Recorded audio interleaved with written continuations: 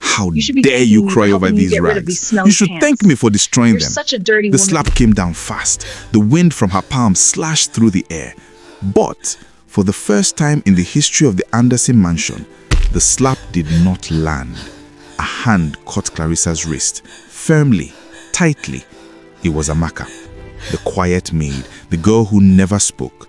She held the billionaire's fiancé's hand in mid-air, her eyes red with tears, but burning with a new fire. You dare touch me?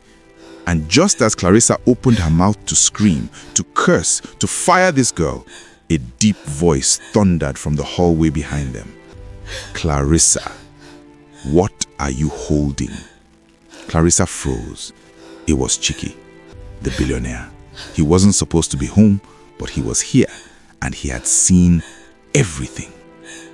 To understand why a billionaire's fiancé was standing in a living room with scissors and shredded underwear, we must go back 3 weeks. We must understand how a devil disguised herself as a saint. Everyone in Lagos believed Chike Anderson was the luckiest man alive. He was handsome, wealthy, and about to marry Clarissa Benson. On Instagram, Clarissa was perfect. Clarissa voiceover, sweet, fake, sugary voice, completely different from before. Hi guys, I'm just here visiting the orphanage today. Remember, kindness is free. Love you all. The moment Chike's Range Rover drove out of the gate, the mask fell off. The workers in the mansion knew the truth. Clarissa was not an angel. She was a beautiful demon sent to torment them. She didn't just scold the staff, she haunted them. She would deliberately spill red wine on the white rugs just to watch the cleaners scrub it on their knees for hours. But 3 weeks ago, a new target arrived. Her name was Amaka. Amaka was different. She came from a small village, desperate to send money home for her mother's surgery. Amaka was quiet, hardworking, and humble, but she had one flaw that Clarissa hated. Amaka was naturally beautiful.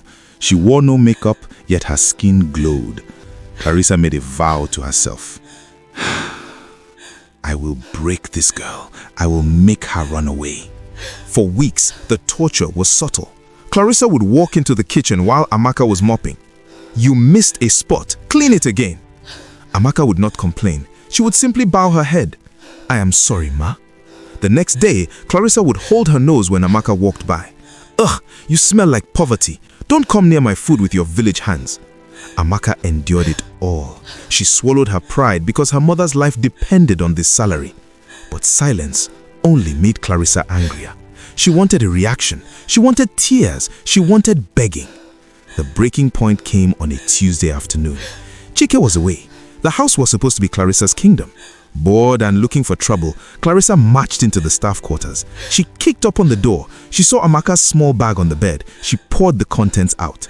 There were no expensive clothes, just a Bible and a small pile of washed undergarments. They were old, stitched up. A wicked, twisted smile spread across Clarissa's face. She reached into her designer purse and pulled out a pair of sharp, heavy silver tailoring scissors. Amaka walked into her room, tired from scrubbing the bathrooms, but she froze at the door. Clarissa was sitting on her bed. Snip, snip. The sound of metal cutting fabric filled the small, hot room. Ma, what are you doing? Clarissa looked up. She didn't look guilty. She looked happy. She laughed, a cold, heartless sound. I'm helping you, you little rat. These things are disgusting. I'm doing the world a favor. In her manicured hands, she held the last pair of panties Amaka owned. She looked Amaka dead in the eye, smiled, and sliced the fabric right down the middle. You should be thanking me for helping me get rid of these smelly please, pants. I don't have money to buy more. Please, ma, why are you doing this? I have done nothing to you. Clarissa didn't stop. She stood up, towering over the crying girl. She grabbed the pile of shredded, destroyed fabric in her fist. You think you can hide your poverty in here? Come here. Let everyone see what kind of rags you wear. Let us see if you still feel like a queen now. She grabbed Amaka by the collar. She dragged the humiliation out of the room and into the main living room. Look at this! This dirty girl keeps trash in my house. Look at what she wears. The staff looked down.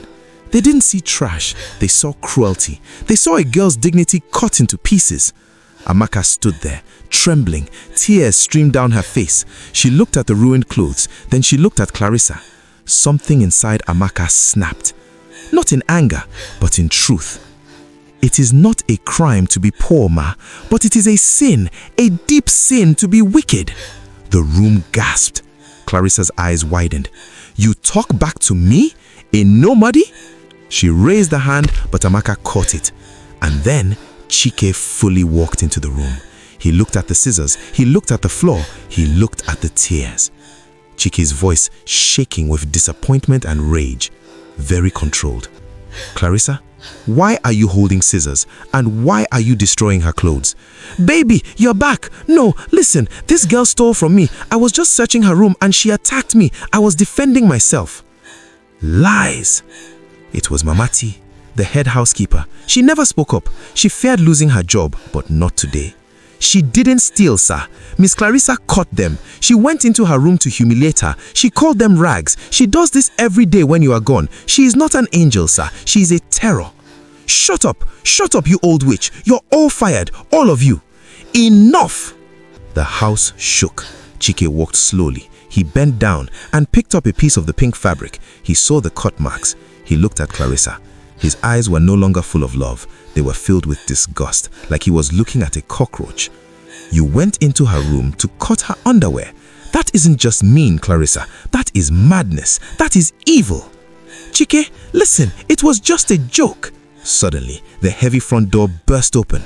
It was Chief Benson, Clarissa's father. He rushed in, sweating, looking pale and sick. He stopped. He saw the scissors. He saw the crying maid, and he collapsed to his knees.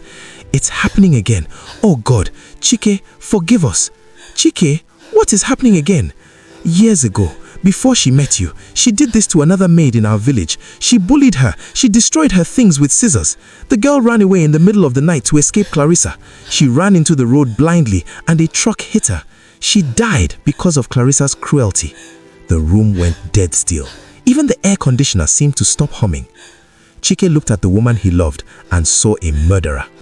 Daddy, stop! Don't tell him! It was an accident! I cannot stop. I thought you changed, but seeing you with those scissors, you are still the same monster. Chike stepped back.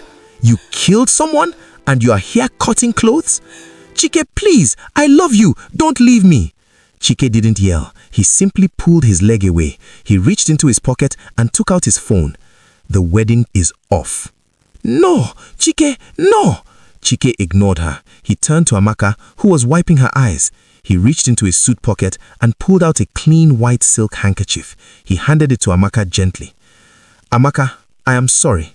I let a devil into this house thinking she was an angel. I was blind. I will replace everything she destroyed and I will pay for your mother's surgery fully. You will never suffer in this house again. Thank you, sir. Chike turned to the security guards. Get Clarissa out of my sight and call the police. We need to reopen the case of the girl who died in the village.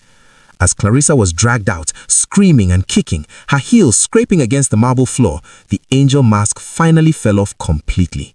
Chike stood in the silence of the room. He looked at the shredded fabric on the floor. You can hide your character with makeup, expensive wigs, and charity photos, but you cannot hide your heart forever. How you treat those who can do nothing for you is who you truly are. Eventually, the truth always cuts through the lies.